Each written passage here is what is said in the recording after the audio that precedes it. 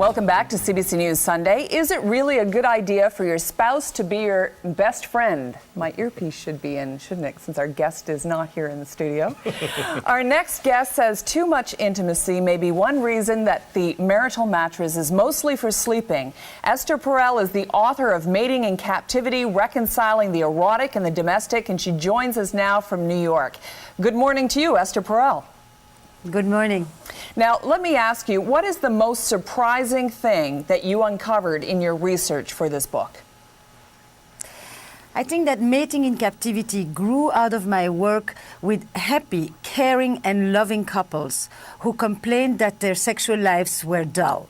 And time and again, they would describe to me this kind of paradox between the security and the familiarity and the predictability that we seek in our committed relationships, and the fact that eroticism thrives on novelty, mystery and risk. So it's not always the lack of closeness that inhibits desire, but sometimes too much closeness. All right, well, you used the word dull. Their sex lives are dull. Define dull. You know, when couples complain about the listlessness of their sex life, they sometimes want more, but they always want better. And what they long for, what they miss, is the feeling of connection, of renewal and playfulness that sex used to afford them. Animals have sex, adults have, and human beings have eroticism, which is sexuality transformed by our imagination. It's that which gives us a feeling of aliveness, of vibrancy, of vitality. That's what people actually refer to in contrast when they say dull. All right, so how do you reconcile the idea of a secure, close, intimate relationship and a good sex life? You know, it's not easy to experience lustfulness with the same person with whom you also seek stability and security. But part of what has made this even more difficult is the kind of expectations that we bring to our contemporary relationships. It's like when you said, you know, Perel says we shouldn't be best friends. It's not we shouldn't be best friends, but we do today ask one person to give us what once an entire village or community used to provide. And we want the companionship and the economic support and the family life, but we also want a trusted confidant and a best friend and a passionate lover in one. I think it's important for people to maintain other connections. Fire needs air, and desire needs separateness to thrive. The love wants that kind of closeness, but desire needs also something else. So it's about people giving each other some space in their relationships. It's about maintaining a psychological distance, an emotional space. And those are really key ingredients. Esther, can you give us an example of what you're talking about, how that might manifest itself in a relationship? Sometimes it's very simple, you know, Carol. Sometimes people confuse intimacy with surveillance or intimacy with merging. It's people who no longer maintain their sense of individuality.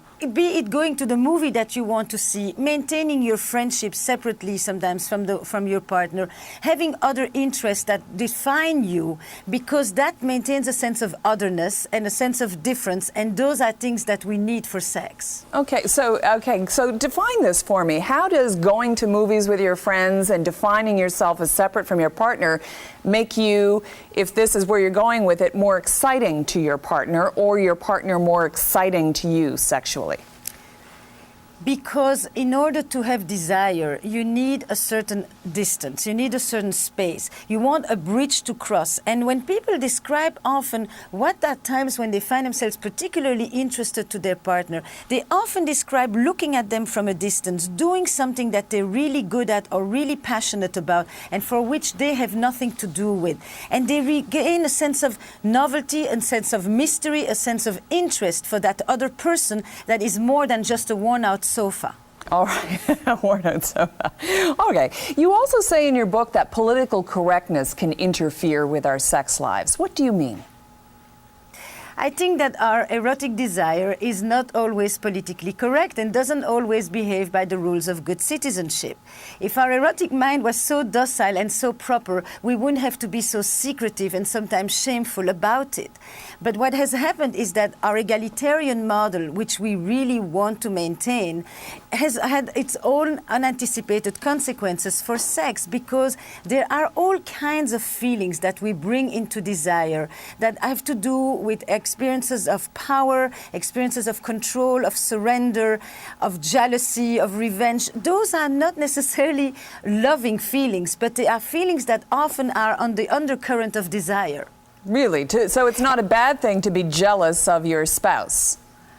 No, it's an expression. It depends how much. It's all in a range, but in small amounts, some of these are powerful aphrodisiacs. It means when you are jealous that you understand that your partner doesn't belong to you, and that you can't own them, and you don't possess them, and therefore there is a certain tension that is maintained that also breeds wanting them. Because what people often talk about is feeling that they are cherished spouses but famished lovers. There is a difference between the way we love and the way we desire. And what modern intimacy has often wanted us to believe is that it's one and the same. All right, so how does a couple kickstart their sex lives if they've fallen into the dull routine, or indeed, as many people are, involved in a sexless marriage? I think that the couples who have a spark are couples who are willful and intentional about it. They are couples that have since long abandoned the Big Bang theory of spontaneous sex. Because whatever is going to just happen in a long-term relationship already long has.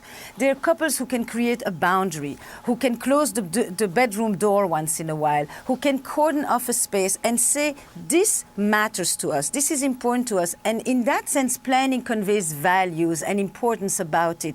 They say, we are going to take time, we are going to create a space where you and I are going to be present for each other. And you don't plan sex, you plan being together, experiencing pleasure for its own sake, and sex sometimes will happen. Okay, very quickly, just to expand on your credentials, how long have you been married, and is your sex life good?